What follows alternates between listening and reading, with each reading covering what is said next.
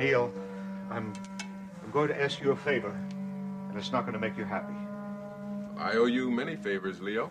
It's one of the reasons I'm here. I'm going to ask you not to see my patient. Why not? Because, frankly, I don't think he's up to any kind of an examination. And I don't think he's physically well enough for us to be concerned about his emotional condition. Well, I really can't understand that, Leo. He's too ill, Neil. And as his physician, I cannot let you go upstairs. Daddy. Emily. Look who's getting better. Kirk can walk. Wow. Your patient doesn't seem to be as sick as you thought, Leo. This is Neil Wellman. Dr. Wellman is an old friend of mine. This is my daughter, Emily, and this is Kirk Michaels. Kirk is my daughter's husband. So you do know his identity? Well, I didn't want to go into all of this on the phone. Yes, we know who he is. But he still has a problem. We all do. I mean, he doesn't remember anything of the past. Nothing at all. Well, let's see if there's something I can do about that.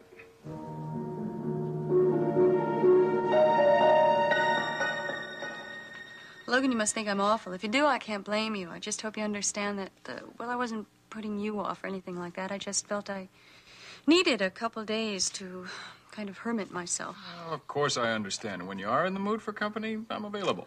Well, as a matter of fact, I would like to see you, and I was hoping if the papers weren't piled too high on your desk, you might be able to make it over here for lunch today.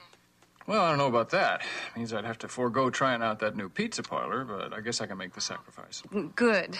Because there's something I'd like to talk to you about, something kind of important. You want to give me a clue what it is? Oh, no, I think you can wait until you get here.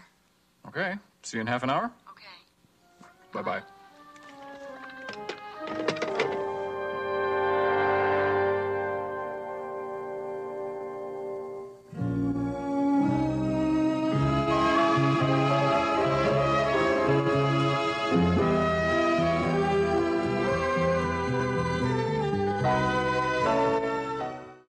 No idea what it's like, Doctor.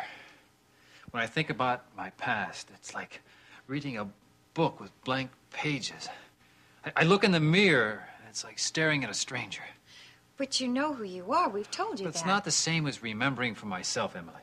No, many scientists believe that the human brain stores every piece of information it ever receives, that nothing is ever lost. Then you think the facts are still with me? I'm sure they are. But they may be hiding in the very dark recesses of your mind. No, why did I forget them? Before I can answer that, I'd have to know a bit more about your case. Well, Kirk has attempted to recall the past, but it's brought him a great deal of torment. Perhaps it would be more helpful with the information that Emily and I could provide. No, wait a second. I can't go through the rest of my life just sort of banging around in a fog. I couldn't help thinking, wondering what my past was like. Tell me the first recollections you do have. Waking up. Here? No, in a field someplace. And how did you get there? I don't know. All I know is that I was hurt. I could barely walk.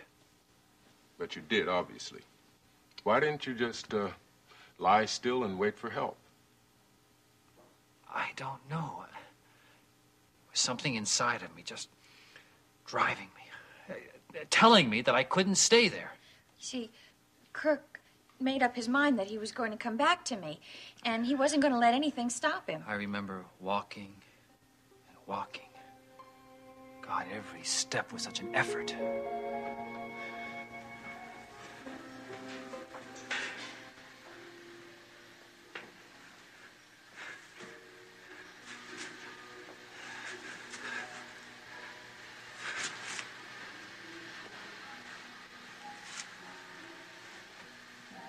I remember seeing a light in the distance, and then I heard some music. I must have passed out before I got there, though. See, then the Wiley's dog started barking like crazy, so that's when Molly and I decided to go see what the noise was about.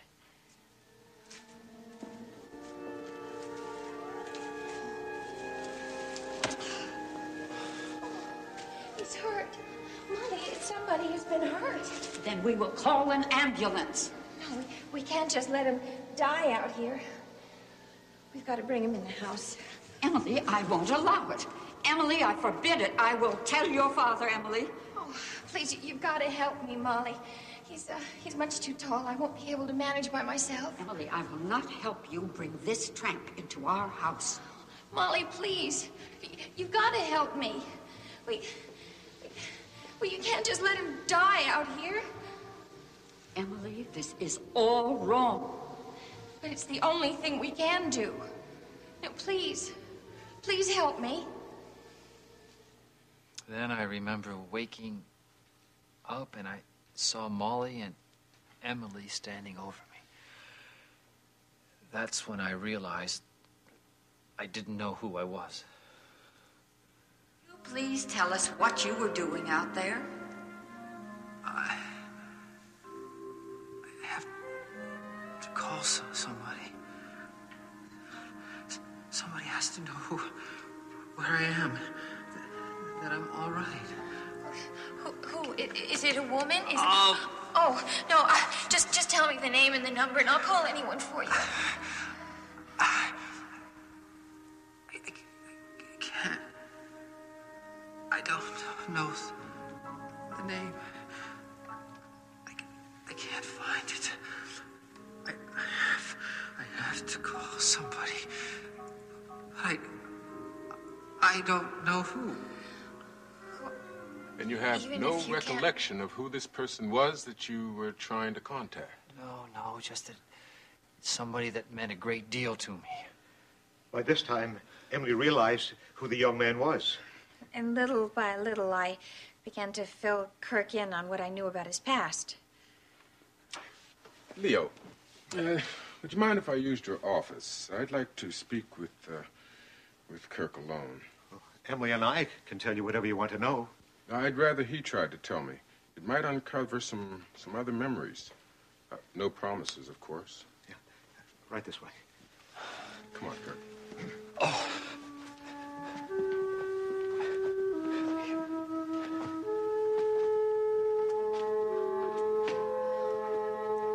Daddy, this man is an expert at these things? He's very highly regarded, Emily. He's treated many amnesia cases and with remarkable success. I suppose I should be glad. I'm just frightened.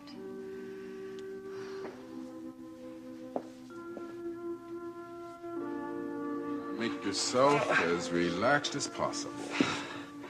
You know, Doctor, considering what I've been told about my past, I'm afraid to get my memory back. Why do you say that? Well, if what I did 10 years ago is any indication of what my life is, God knows what I've done. Do you feel apprehensive, endangered? Of course I do. Well, that's a good sign. You're feeling apprehensive, worrying about whether you turned out good or bad. It shows you have a conscience. Hey, doesn't everybody? I'm afraid not. Unfortunately, there are many people in this world who have what we call an anxiety deficiency. Oh, it's just a fancy way of saying they have no morality, no conscience, no sense of right or wrong. You think I'm one of them? Well, let's just wait and see.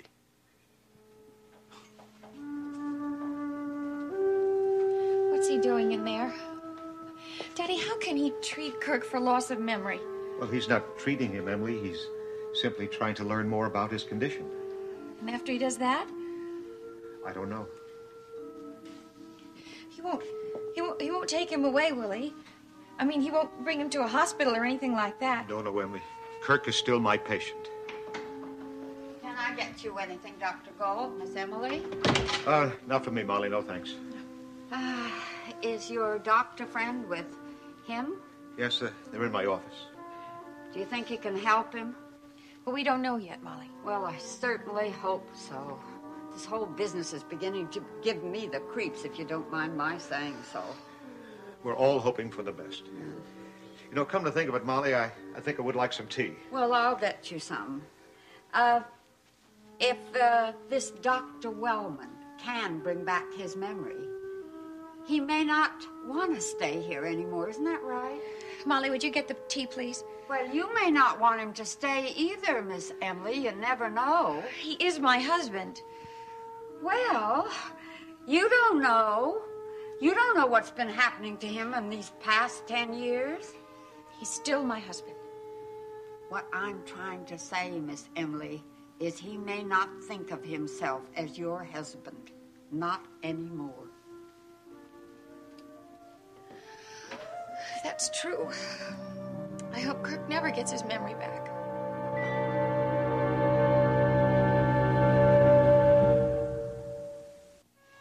Don't you feel better now, Jamie, huh? Don't you feel better? Okay. Well, I tell you what, the next time you have to have your diapers changed, I think Uncle Steve ought to do the honors, huh? I'm not Here sure you that go. Uncle Steve is ready for his solo act just yet. Oh, Steve, I've seen you take apart your service revolver and put it back together. Blindfolded, I think you'll be able to change a diaper, too, don't you? This is the last time I let you volunteer me for anything. Well, you love it and you know it, Steve. How about getting me his pajama bottoms? Oh, yeah. Let's put your pajama bottoms on. You know, I'm not going to be able to show my face down at headquarters until this assignment is over. Why? Why? When the guys down there find out what I'm doing on my off-duty hours, they are going to laugh me out of the department. Nanny Guthrie? I think that sounds really good. You call me that in front of anybody, and I tell you, I'm going to start looking for a new partner. All right, what about telling the guys at the department that you've been keeping your eye out on babyface Swift? Ah. I think that would impress him, don't you, Jamie? Cute. Very cute. I happen to be a trained police officer, Well, you know that? Here, let's go in the living room. Put your things in there. Well, that's exactly why you're here, Steve. It's because you're a bodyguard in every sense of the word. I don't think protecting Jamie from diaper rash is what you'd call a dangerous assignment. Steve, we are protecting him from Raven. Crying out loud, Raven is his mother. I think we're going to be making a big mistake if we underestimate this woman. She's devious, Steve. She is smart and she is sneaky and... Very sexy, huh? Here, want your bottle? You want a bottle? You know, one of the reasons I accepted this assignment is because I have never had any experience with babies. Oh, well, he seems to like he's taking to you a little bit. Yeah. I think he likes you any better. Well, I think he's cute. I do, too. I think you're cute, too. I want your mommy. You think she's cute? Yeah. Oh.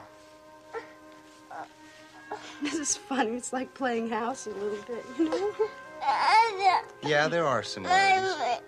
Want to look at this? Look at that. It's kind of nice. You're not a little girl anymore. No.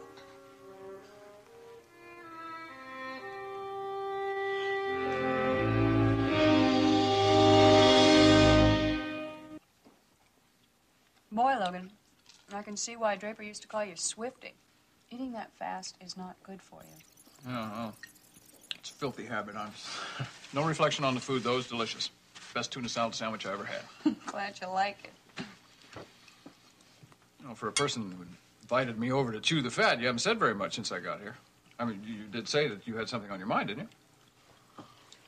Yeah, it's just a difficult topic for me to broach. Huh? And I don't want you to think I'm taking sides. Sides against whom? Raven was here this morning. We had a long talk. Oh? She said that since the two of you were not on speaking terms, she asked me if I would talk to you and give you her side of the story concerning the two of you and Jamie. What'd she tell you? She said that she feels rotten about the way she treated Jamie, abandoning him, and she wants to make it up to him. And she said the only reason she tried to take Jamie was because she missed him so much. You believe that? Logan, the Raven I talked to this morning was very different from the woman who took off for Europe. You talked to the same Raven.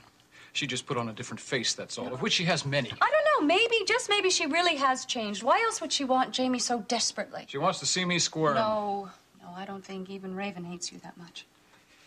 Being tossed out on her pretty little posterior was a humiliation that she is not going to forget or forgive for a long, long time. I don't see how Raven or anyone else, for that matter, could go to all this trouble just to hurt you. Revenge means a lot to that woman. Maybe she still loves you. No, Logan, on, listen to me. Sometimes when you love someone, it is extremely difficult to accept the fact that you can no longer be with them. Well, I don't love Raven, and I'd have to be nuts to get back into that marriage. I'm not a masochist. I mean, I saw what you and Draper had. That's the kind of happiness I want. I'm not going to settle for less. I'm sorry. I had no business getting into that. Don't apologize. The last thing I want to do is upset you. You are not upsetting me. As a matter of fact, I find it kind of reassuring just to know that there are people around who feel the same way I do.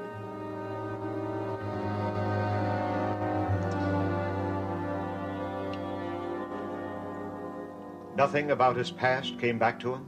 No. The only facts he was able to recall were the memories you supplied him with. And he wasn't able to expand on that information either. I see.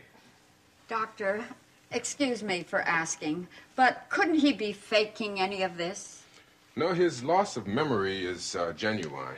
And the anguish he felt in trying to recreate his past was very real.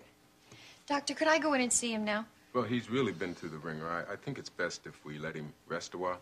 Of course. Have you formed a diagnosis? Your son-in-law is suffering from a classic case of amnesia. I haven't seen one this complete in some time. Well, how did it happen, Dr. Wellman? Well, whatever happened during that period of trauma was so drastic that it caused him to totally obliterate his memory. You should have seen how badly hurt Kirk was when we found him. Well, his physical condition may be just a contributing factor to his amnesia. In cases this complete, there's usually a vital and compelling emotional problem as well. You mean he's out of his head? Is that what you're saying? Well, something must have happened in his past that caused him to really want to forget. Well, how do we find out? I'm afraid the answers are locked away in that very troubled mind. Neil, how are cases like this treated? Oh, there are very many avenues open, usually depending upon the doctor's preference. Hypnosis, psychotherapy, drug therapy. Well, which do you think is best? Well, no matter which road the patient takes, there's no guarantee. I mean, it's possible that Kirk's memory is lost forever? No, I've known very many amnesiac patients that have tried a variety of treatments and not made one iota of progress. Some patients never recover at all. Well, what happens to them then? Well, then we try to help them adapt to their new situation, and then they begin all over again from square one. They create a whole new life for themselves? That's right. Unfortunately, it's always a slow and painful process. Poor Kirk. I feel so sorry for him. Well, you may not have to feel that way for long. Why is that? There is one method of treatment that I'd like to try right now.